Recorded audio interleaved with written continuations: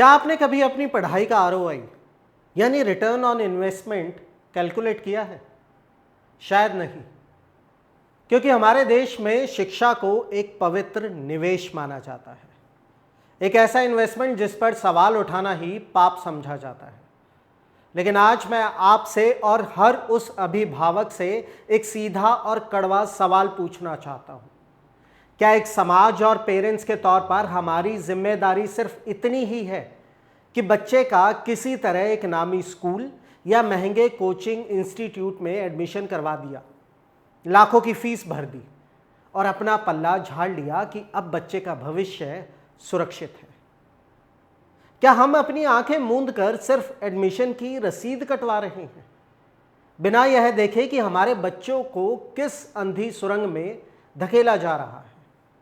और आज यह सवाल उठाना इसलिए ज़रूरी है क्योंकि जब तक हम यानी आप और हम इस कमर्शियल होते सिस्टम से कड़े सवाल नहीं पूछेंगे, तब तक हमारे बच्चों का भविष्य ऐसे ही दांव पर लगा रहेगा। एक तरफ हमारे पास पराग अग्रवाल, सत्य नडेला, सुंदर पिच्चई, शांतनु नारायण जैसे दिग्गज हैं जो दुनिया की सबसे बड़ी टेक कंपनियों को लीड कर रहे हैं, और दूसरी तरफ भारत में हर 100 में से 80 इंजीनियर्स बेरोजगार हैं या फिर एम्प्लॉयमेंट के लायक नहीं हैं। आखिर इस पैराडॉक्स का कारण क्या है? क्या हमारा एजुकेशन सिस्टम फेल हो चुका है या फिर यह एक बहुत बड़ा कॉर्पोरेट बिजनेस बन गया है? नमस्कार, मैं हूं परवेश बामल और आप देख रहे हैं स्टोरीज ऑन स्पॉटलाइट। और अगर आपको यह वीडियो बोरिंग लग रहा है तो आप इस चैनल को अभी बदल सकते हैं, लेकिन अगर आप अपने बच्चों के भविष्य के बारे में या इस जंग खाते एजुकेशन सिस्टम के बारे में ज़रा भी चिंतित हैं तो अपनी आवाज़ मेरे साथ बुलंद कीजिए, क्योंकि आज के इस वीडियो में हम इंडियन एजुकेशन क्राइसिस, कोटा का खौफनाक सच, नेशनल एजुकेशन पॉलिसी 2020 और शिक्षा के नाम पर चल रही राजनीति का पूरा विश्लेषण करेंगे। तो वीडियो को अंत तक जरूर देखें, क्योंकि बीच में मैं आपसे एक ऐसा सवाल पूछूंगा जो आपको सोचने पर अवश्य मजबूर कर देगा। आइए सबसे पहले बात करते हैं उस चीज़ की जो एक मिडिल क्लास परिवार को सबसे ज़्यादा चुभती है, और वो है पैसे का व्यर्थ जाना, यानी रिटर्न ऑन इन्वेस्टमेंट ना आ पाना। स्माइल फाउंडेशन की एक रिपोर्ट के मुताबिक आज के समय में भारत में एक आम प्राइवेट कॉलेज से इंजीनियरिंग की डिग्री की कुल लागत लगभग 34.1 लाख तक पहुंच जाती है, और इसके बदले में एक एवरेज फ्रेशर की स्टार्टिंग सैलरी कितनी होती है? मात्र 4.74 लाख प्रति वर्ष। यानी जितना खर्च किया है उसका आधा रिकवर करने में भी सालों लग जाते हैं। अगर आप किसी टीयर 2 या टीयर 3 प्राइवेट कॉलेज से एमबीए करते हैं तो 15 लाख से 40 लाख तक का खर्चा आता है, लेकिन नौकरी की फिर भी कोई गारंटी नहीं होती।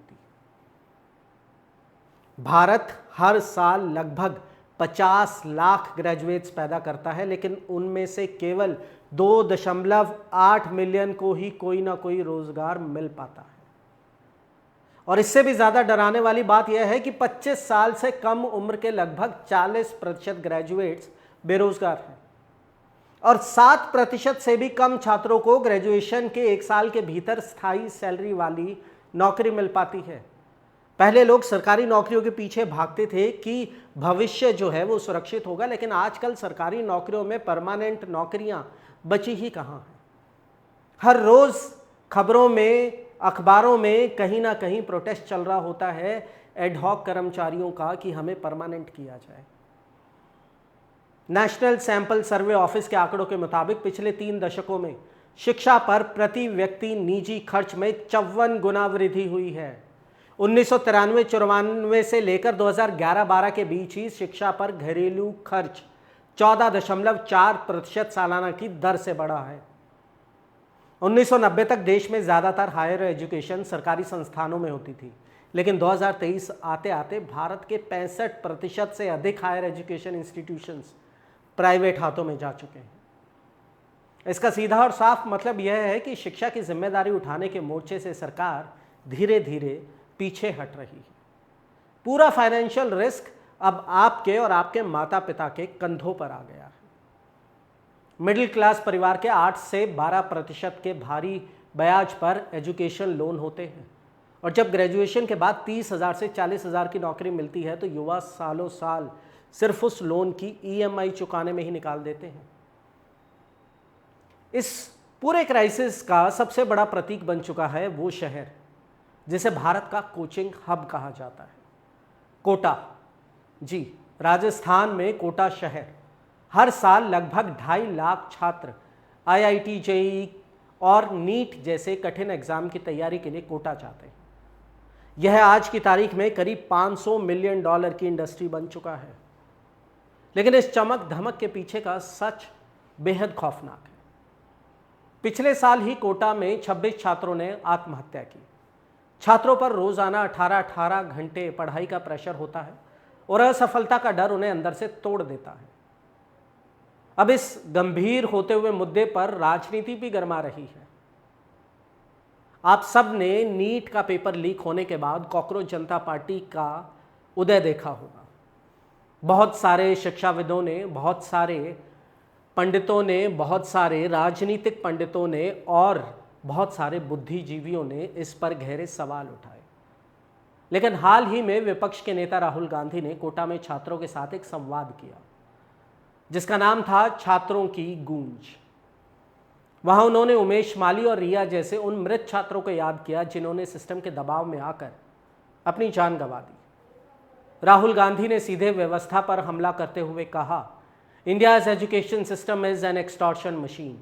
We want a system that allows you to dream big. उन्होंने इस पूरे ढांचे को एक रिजेक्शन सिस्टम करार दिया।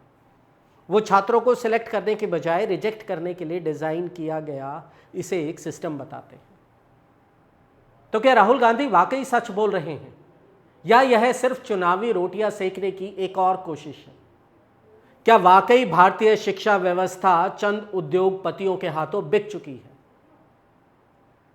इन आंकड़ों पर गौर कीजिएगा जो राहुल गांधी ने वहां पेश किए। अकेले नीट एग्जाम के लिए लगभग 22 लाख छात्र बैठते हैं, लेकिन सरकारी और अच्छी सीटों पर 1 लाख से भी कम का सिलेक्शन होता है। ये 22 लाख छात्र मिलकर कोचिंग, हॉस्टल, किताबों और फॉर्म्स पर लगभग 1.32 लाख करोड़ खर्च कर देते हैं। यह रकम भारत सरकार के पूरे सालाना शिक्षा बजट के लगभग बराबर है। अगर हम SSC, UPSC, RRB, JEE, NEET जैसे 5 सबसे बड़े एग्जाम्स को मिला दें तो भारतीय परिवार हर साल इनकी तैयारी पर 3.5 लाख करोड़ खर्च कर रहे हैं। राहुल गांधी का आरोप है कि why is India only asking children to do 5 things? The answer is money, because the system makes money through these 5 routes. यहां पर मेरा आपसे एक सीधा सवाल है, क्या आपको भी लगता है कि हमारे समाज में केवल इन्हीं 5-6 करियर्स को सफलता का पैमाना माना जाता है और बाकी फील्ड्स को नजरअंदाज कर दिया जाता है?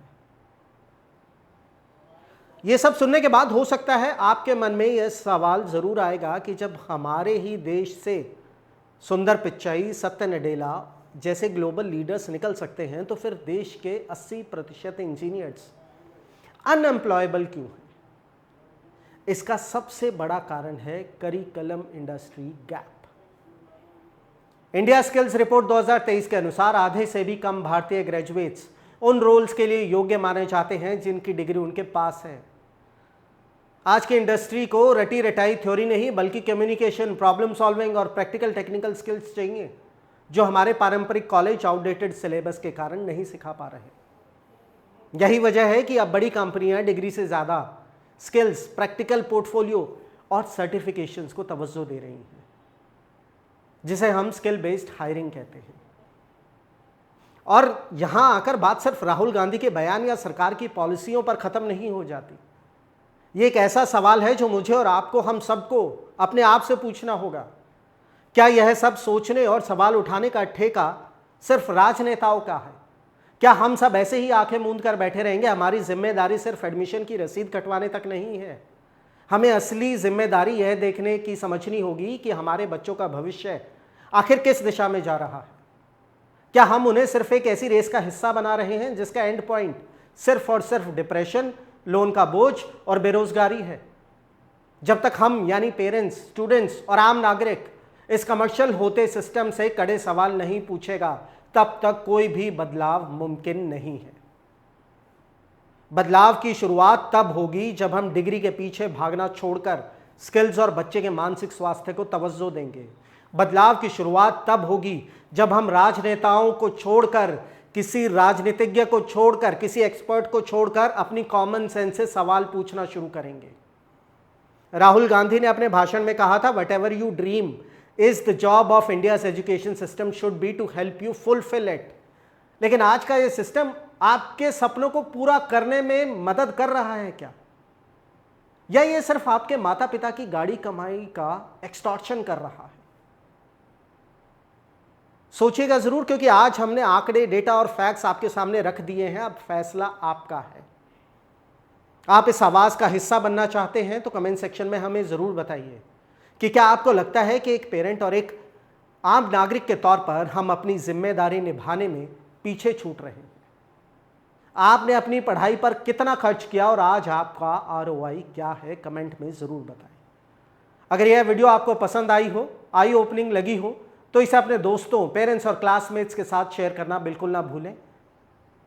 स्टोरीज ऑन स्पॉटलाइट को सब्सक्राइब करें और बेल आइकन दबाएं। मैं परवेश बामल, स्टोरीज ऑन स्पॉटलाइट के लिए जय हिंद।